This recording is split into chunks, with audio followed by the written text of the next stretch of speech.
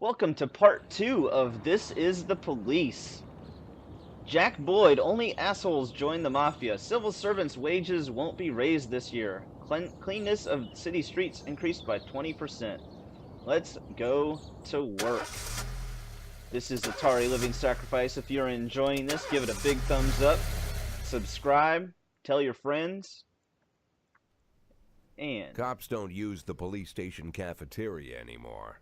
There's some kind of stigma against sitting shoulder to shoulder with your partners.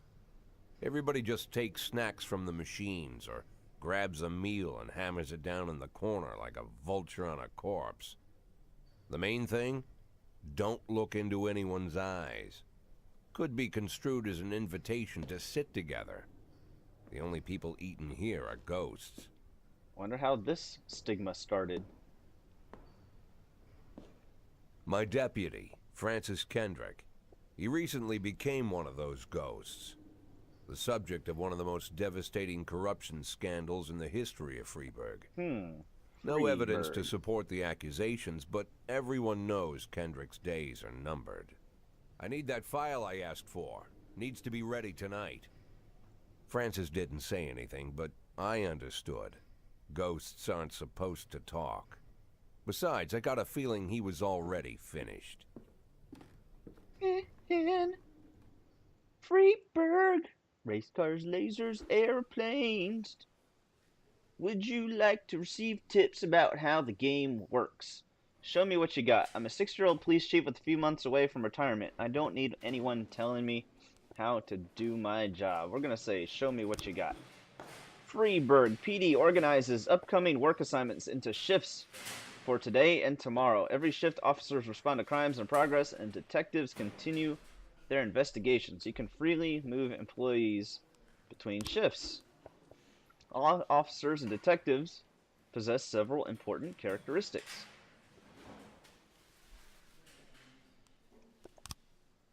Looks like he's got an alcohol bottle.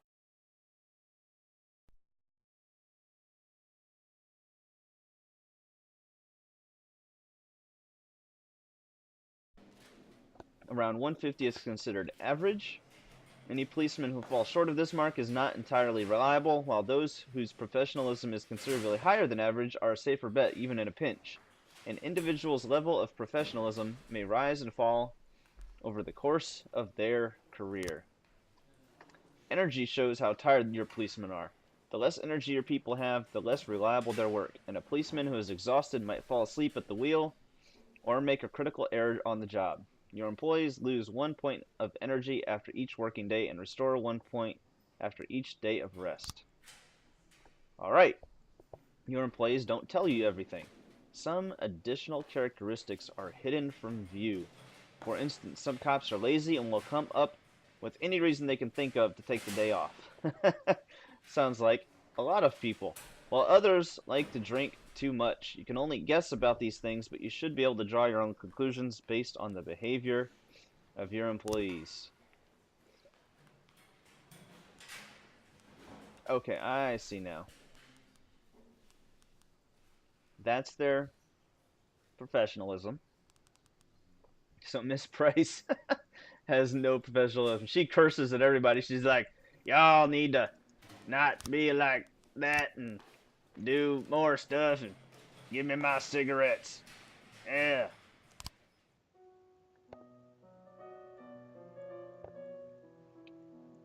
Sing us a song, you're the piano man. Oh, I was like, what is that in the middle of...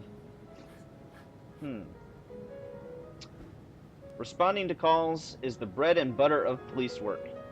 You'll need to send your officers to the crime scene before the timer expires. A mark on the map shows where the call came from. The farther away the destination is from the police station, the longer it will take your officers to travel back and forth. So the longer your people will be tied up and unavailable for upcoming work. 110B in progress. The easiest way to determine how difficult a task might be is to check how many units you are allowed to send on the call. The more units you can send, the more serious the alleged threat. Particularly risky missions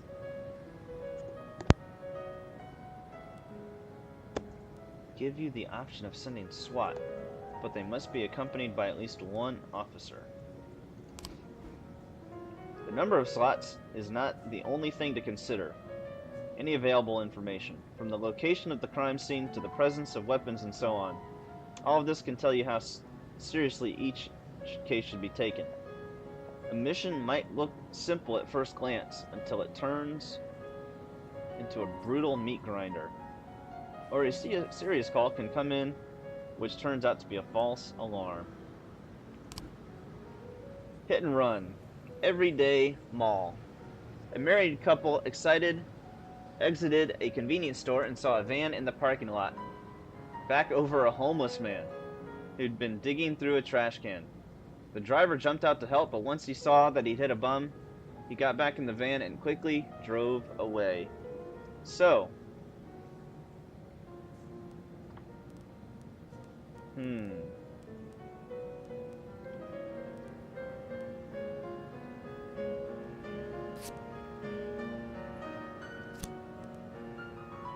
let's see how this game works.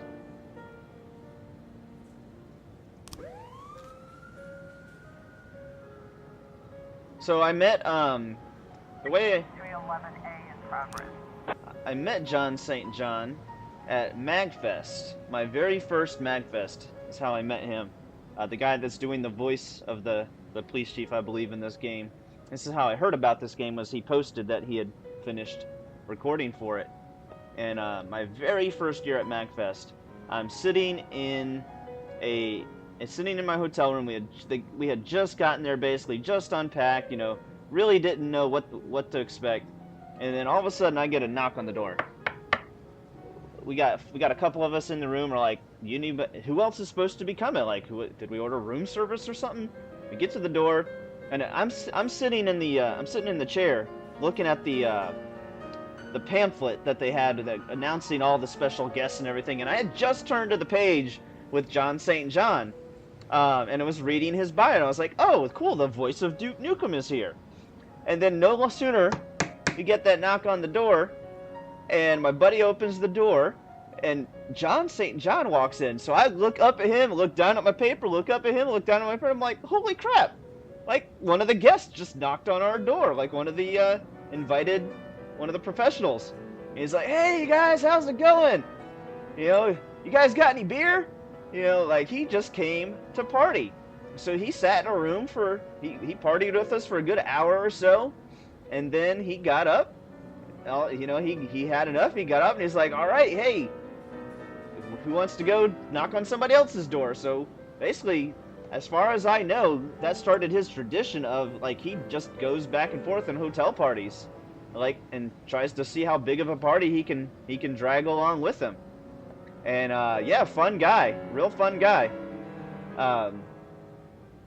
Now he's actually going to the next MAG event here coming up in a couple months, the MAG Labs. If you haven't heard of it, I highly recommend it.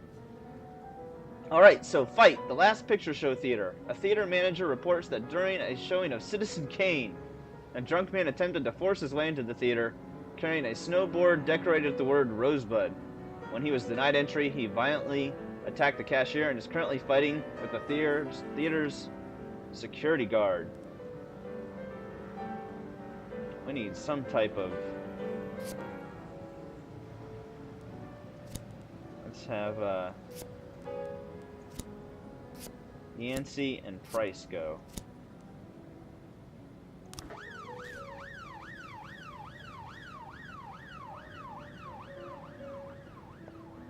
So, resume.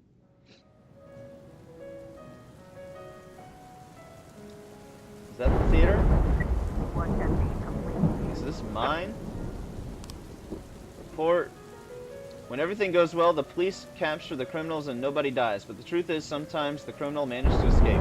Just try to avoid any dead cops or civilians. Dead cops will hurt your roster, yeah. And dead citizens bother the mayor even more than living ones.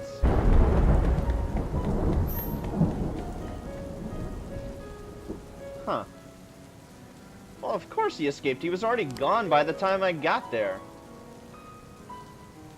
weirdos. 311A Offender caught. Officers unharmed. Civilians unharmed.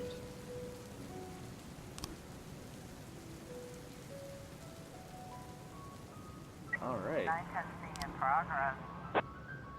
Suburb. 3 teenagers armed with a shotgun robbed a videotape store. Videotape store? And made off with their whole collection of adult movies. Criminals fled in a car, but the store manager wrote down the car's license plate. The owner is one Janet Brown, who lives in the suburbs. Alright, Janet.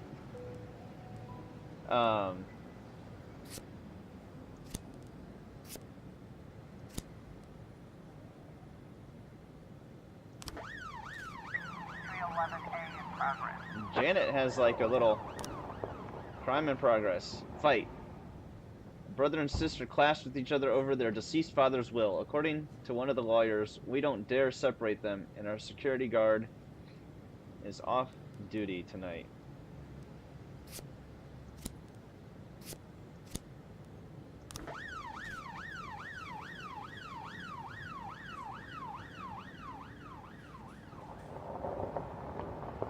Got Yancey and Price back. 412A in progress. Ghetto. A passerby saw some teenagers attack an elderly musician, then run away with his guitar and his money.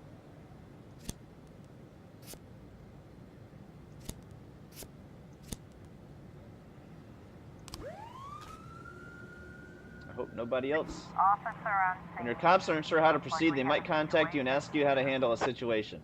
Try to deal with whatever comes up, but don't waste all your time on this stuff. You have plenty of other problems on your plate. The vehicle in question is parked right outside the Brown residence. The sounds of moaning and loud laughter can be heard through the living room window.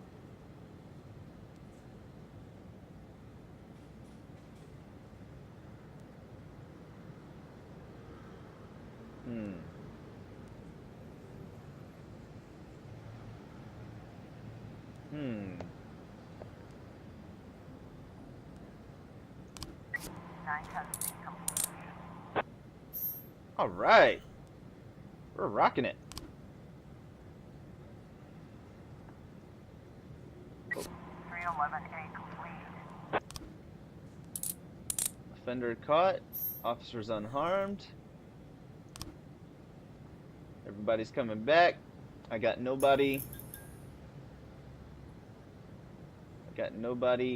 here to respond to anything though when things come up. 412A. Oh, somebody coming back. Report. All right, I'm rocking this game. Look at Miss Price. She's almost a professional now.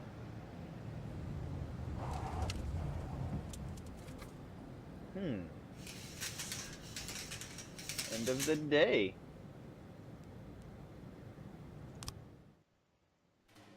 Alright, if you think you'll need a couple of extra hands tomorrow, you can order any cop to come in and work overtime. But if they're working flat out, they'll be much more exhausted. Somebody's bound to make a mistake. Proceed. Alright.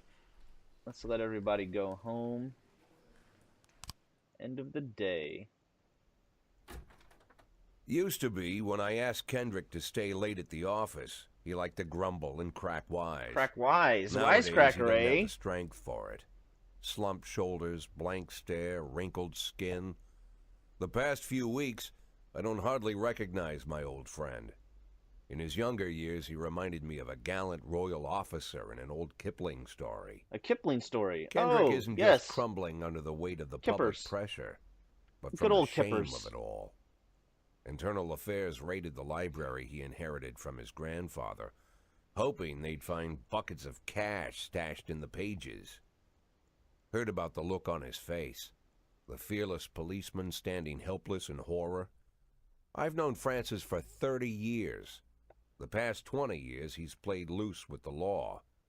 And I know that at a certain point every stolen dollar brings more misery than anything else. Probably sounds crazy, but I sympathize with the guy. What can I do? Your friends are your friends, and these are the waters we swim in. Give me that file. Called all of the people on that list today. Now they know you're in business, so you could get a call from any of them. You don't need to worry about any of them. I've cleared them all. For And what? what kind of business are we talking here? It's nothing too serious, just like you asked. Should be just a few small favors. Payments will vary depending on the situation and who you're dealing with. How much are you looking to earn? $500,000. $500,000? Why not a whole million? Because everybody wants to take $1 million. Figured I'd try something different. $500,000 in 180 days? Well, you could earn it all above board if you netted all the big fish and hit all your bonuses. Never Really? knew you for a fisherman. Well, you never got into my business, and I'm not trying to get into yours. But be careful about bringing in any other cops. Sooner or later, they'll put the finger on you. So, And one more thing, Jack.